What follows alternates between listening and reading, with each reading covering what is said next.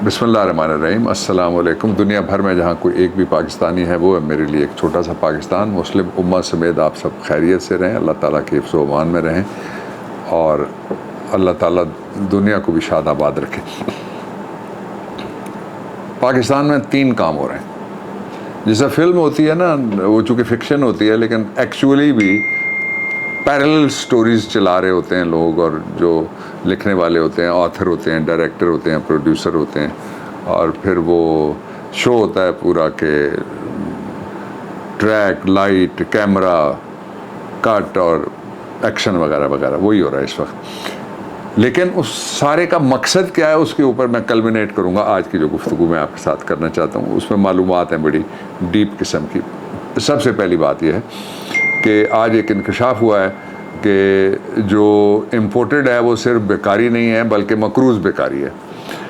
उसके जो असासे उसने अपने डिक्लेयर किए हैं, ज़ाहिर है ये सच बोलने इनको मना है ख़ानदानी तौर पे और चौथी नस्ल तक पहली से शुरू करके, इसलिए वो सच के करीब भी नहीं जाते। बहुत एहतियात करते हैं 100% के सच को समझते हैं कि कोविड से ज़्यादा उनके लिए, जिस तरह इकबाल ने कहा था ना, है दिल के लिए मौत मशीनों की हुकूमत, उनके लिए उनका जो तर्ज़ ज़िंदगी है उसमें सच की कोई गुंजाइश सिरे से नहीं है। और झूठ से चूँकि उन्होंने तरक्की की है, झूठ से वो यहाँ तक पहुँचे हैं, इसलिए वो उसको बड़ा पसंद करते हैं। इकबाल ने कहा था कि हमने इकबाल का कहा माना और फाकों के हाथों मरते रहे, झुकने वालों ने रिफ़तें पाई, हम खुदी को बुलंद करते रहे। ये खुदी के ऊपर रहना चाहिए, वैसे ज़िंदगी यही है।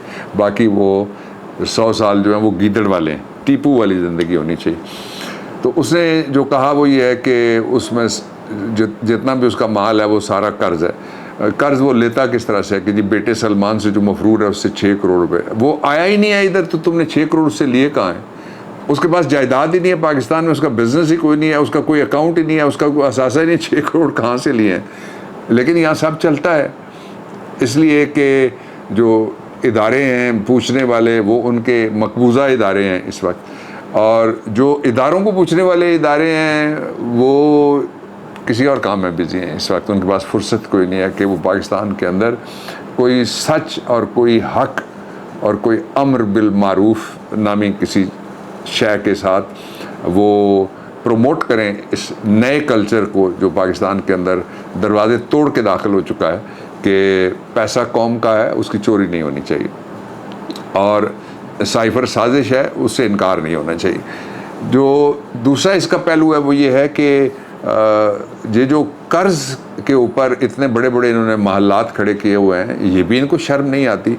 एक एक जगह नहीं, बल्कि आप जाएंगे नथिया गली इनका घर, आप जाएंगे इस्लामाबाद के पाइन में उनका घर, आप जाएंगे मरी इनका घर, आप जाएंगे लंदन इनका घर, जो पकड़े नहीं गए वो इनका घर, जो लाहौर है वो इनका घर, एक नहीं है, घरों की लाइनें लगी हुई हैं और कर्ज़ के ऊपर बेचारे ये सारा माल बनाते रहे। इनके जो बड़े थे वो भी भट्टी से उन्होंने सारी दुनिया बना ली, और ये जो थे, एक कहता है मेरा अब्बा गरीब था, दूसरा कहता है मेरा अब्बा शहनशाह था, दादा शहनशाह था, दूसरा कहता है मज़दूर का पोता हूँ। तो इनको सच मना है, इसलिए ये सच नहीं बोलते। झूठ के पाँव नहीं होते, इसलिए वो खड़ा नहीं हो सकता। मैं आपको एक मिसाल देना चाहता हूँ। मिसाल ये है कि पाकिस्तान में इस वक्त जो 3 बहसें शुरू करवाई गई हैं, उनमें से पहली बहस ये है कि जनरल मुशर्रफ ने वापस आना है। जनरल मुशर्रफ वापस आ जाएं। हमने तो जनरल मुशर्रफ के ख़िलाफ़ कोई पर्चा दर्ज नहीं कराया, नवाज शरीफ ने करवाया था। हमने तो जनरल मुशर्रफ के ख़िलाफ़ कोई प्रोसिक्यूटर स्पेशल नहीं लगाया अपने पैसों से गवर्नमेंट के, वो नवाज शरीफ ने लगाया था।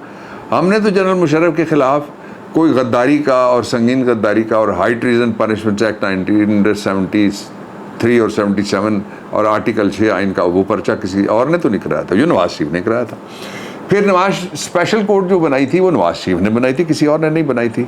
फिर जो इन्वेस्टिगेशन कराई थी अपने एक बंदे से और साथ अपना अटॉर्नी जनरल लगाया था, वो नवाज शरीफ ने करवाई थी, किसी और ने नहीं। हमने से मुराद पाकिस्तान तहरीक इंसाफ हमने नहीं करवाई। और फिर जो उस कोर्ट में से सज़ाए मौत करवाई थी जनरल मुशर्रफ को, वो किसने करवाई थी? वो भी पाकिस्तान तहरीक इंसाफ ने तो नहीं करवाई थी। और ये देखें, ये सारी खूबियाँ नवाज शरीफ की, इसलिए उनको इक़्तिदार मिला है फिर साइफर के ज़रिए। ये देखें ना, ये क्या ज़बरदस्त किस्म की खिदमात उन्होंने सर अंजाम दी हुई हैं। इसका एक दूसरा पहलू ज़रा स्लाइटली डिफरेंट है, वो भी मैं आपके सामने खोल के रखना चाहता हूँ। वो पहलू ये है कि वो ان کو سزائے موت ہوئی ہے جو اسپیشل کورٹ ہے اس سے, اور وہ بیرون ملک چلے گئے علاج کے لیے. اب بحث یہ ہے کہ وہ کیسے گئے, دوسری بحث یہ ہے کہ نواز شریف کیسے گئے. یہ بحث اس لیے چلائی گئی ہے کہ ایک بحث کو کسی طریقے سے پیچھے دھکا مارا جائے, وہ یہ ہے کہ پاکستان کے اندر میر جعفروں اور میر صادقوں کی وجہ سے امریکہ سے آئے ہوئے سائفر کے اندر جو لکھا ہوا تھا اس پہ عمل درآمد ہوا, اور ایک چلتی معیشت کو, اٹھتے ہوئے ملک کو گھٹنوں کے بل پھر گرایا گیا. اس سے توجہ ہٹانے کے لیے یہ بحث ہے. اس بحث کا ایک بچہ بحث بھی ہے, بغلی بحث, وہ میں آپ کے سامنے رکھ رہا ہوں. وہ یہ ہے کہ کیا مشرف کا واپس آنا کور ہے اور اس کے نیچے چھپ کے اور نواز شریف آئے گا. کیا مشرف کو پہلے, ظاہر ہے جو واپس آئیں گے تو ان کو ریلیف لینا پڑے گا نا, جو ملزم ہے اس کی سزا سسپینڈ ہے, اس کو ریلیف تو لینا پڑے گا نا. واپسی ہوگی تو پھر پہلے کس کی ہوگی, اس کا ریلیف دوسرے کو بھی ملے گا. پھر ایک اس کو کہتے ہیں عدالتی زبان میں پریسیڈنٹ آ گیا, ایک پہلے بن گئی مثال, اس مثال کو عدالت کنسسٹنسی کا پرنسپل کہتے ہیں, doctrine of parity and consistency, اس کے نیچے آئے گا. پھر وہ ملے گا اس کو. لانے والا کون ہے, اس کے اوپر پارلیمنٹ کے اندر بحث ہوئی ہے ایک ہاؤس میں, اور وہ کہتے ہیں جی کہ ہم نے فیصلے نہیں کرنے, یہ کسی اور نے یہ فیصلے کرنے. پاکستان میں اگر عدالتوں نے دو نے سزا دی ہوئی ہے, اور دونوں ایک سابق صدر اور ایک سابق وزیر اعظم, تایات نااہل, تایات مفرور اور بیمار وزیر اعظم ہے. گراؤنڈ ان کی کامن ہے بیماری کے, انہوں نے واپس پہلے آنا ہے, کس بیمار نے پہلے واپس آنا ہے, کس طرح سے واپس آنا ہے. دیکھیے ایک بیمار ان میں سے جو فرق ہے, جہاں پہ ڈسٹنکشن ہے, لیٹس بی فیئر, وہ جنرل مشرف بیمار نظر آتے ہیں تصاویر میں. ہم لوگوں نے تو دیکھا نہیں ہے ان کو پاس سے, نہ آپ نے دیکھا ہے, لیکن ان کی ویڈیوز اور وہ تصاویر میں نظر آتے ہیں کہ وہ بیمار ہیں. کیا بیماری ہے ڈاکٹرز بتا سکتے ہیں. یہ ہٹے اور جمع کٹے نظر آنے والے, دوڑنے والے, کافیاں, فیکٹریاں, ان کے دورے کرنے والے, یہ وزیر اعظم, اس نے جس شخص نے اس کو جعلی رپورٹ بنا کے دی تھی وہ پنجاب میں ہیلتھ کا انچارج لگ گیا. جس شخص نے پہلی جعلی رپورٹ بنائی تھی وہ پنجاب میں ہیلتھ کا انچارج لگ گیا. اب تو موجیں ہو گئی نا, وہ جعلی رپورٹ جو ہے وہ بڑی بزنس چل پڑے گا نا اس کا. اچھا, یہ اس کا دوسرا پہلو آ گیا.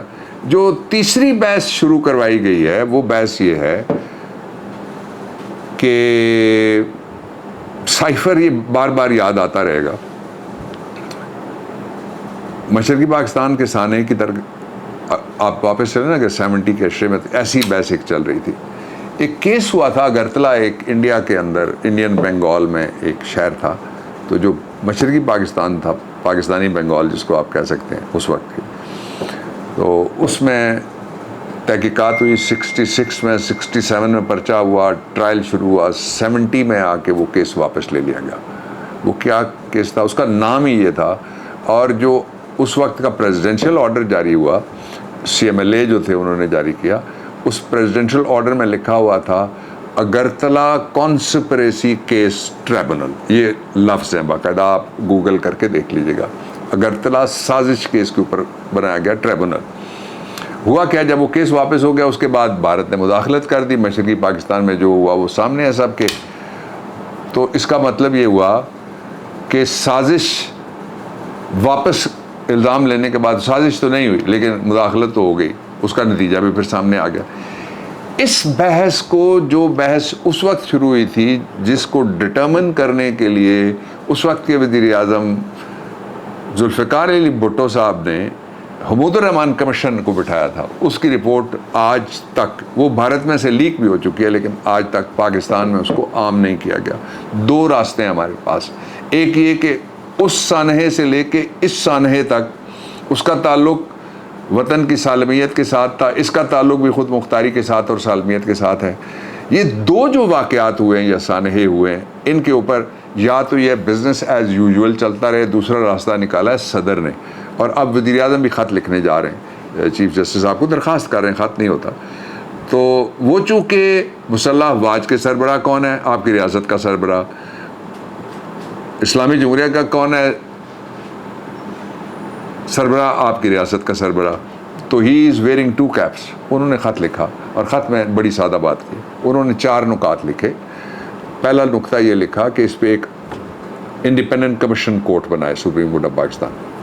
دوسرا اس کا نقطہ یہ ہے کہ یہ طے کرے کہ یہ سائفر آیا اور کیسے آیا. یہ اگرچہ مانے ہوئے ہیں سارے کہ سائفر تو آیا. تیسرا وہ یہ طے کرے کہ اس پہ سرمایہ کاری کس نے کی, پیسے کس نے لگائے. اور چوتھا وہ یہ طے کرے کہ اس کے سہولت کار اور بینیفیشریز کون ہیں. مجھے آپ ذرا بتائیے غلط کیا ہے اس میں؟ بیانوں سے تو نہیں طے ہونا. ایک بیان آئے گا سازش تھی, دوسرا بیان آئے گا نہیں تھی. ایک آئے گا سازش نہیں تھی, دوسرا آئے گا بھائی تھی. میں کہہ رہا ہوں تھی. تو یہ دس از اے وربل کلیم جس میں ثبوت سائفر کے اندر موجود ہے. وہ کہتے ہیں کہ a man can tell lie. انگریزی میں یہ محاورہ قانون اور انصاف کی دنیا کا ہے. a man can tell, یہ آدمی جھوٹ بول سکتا ہے but a document cannot tell lie. اس میں بھی ریکارڈ ہے کہ جو دستاویز ہے جھوٹ نہیں بولتی. شرط یہ ہے کہ مریم نواز کی نہ ہو اور کلیبری فونٹ والی نہ ہو, ورنہ وہ جھوٹ بول سکتی ہے. آخری بات دکھے دل کے ساتھ لوگ کر رہے ہیں. 5واں قتل کل ہوا ہے. ایک مسٹر عباسی جس نے موجودہ حکومت کے ایک بڑے کے خلاف, اینٹی کرپشن کا وہ ہیڈ تھا, اس کے خلاف اس نے چالان عدالت کو بھیجا. عدالت اس کا تحفظ نہیں کر سکی اپنے پرائم وٹنس کا, اس لیے اس کو کل لاہور میں مار دیا گیا. وہ اسلام آباد آیا تھا, دباؤ قبول کرنے سے کہتے ہیں انکاری ہوا, مبینہ طور پہ گھر پہنچا اور اس کو مار کے اس کی لاش کو پنکھے سے لٹکایا گیا. سسلین مافیا بہت طاقتور تھا جس کا ذکر سپریم کورٹ آف پاکستان کی ججمنٹ میں ہے, لیکن اس کے پاس حکومت نہیں تھی. مافیا کے پاس آپریٹرز تھے لیکن اس کے پاس ریاست نہیں تھی. یہ ایسا مافیا دنیا کا واحد مجرموں پہ مشتمل, سزا یافتہ مجرموں پہ, مفرور مجرموں پہ, جس کے پاس ریاست بھی ہے, جس کے پاس حکومت بھی ہے. اللہ تعالیٰ آپ سب کی حفاظت کرے اور پاکستان کی بھی. پاکستان پائندہ باد.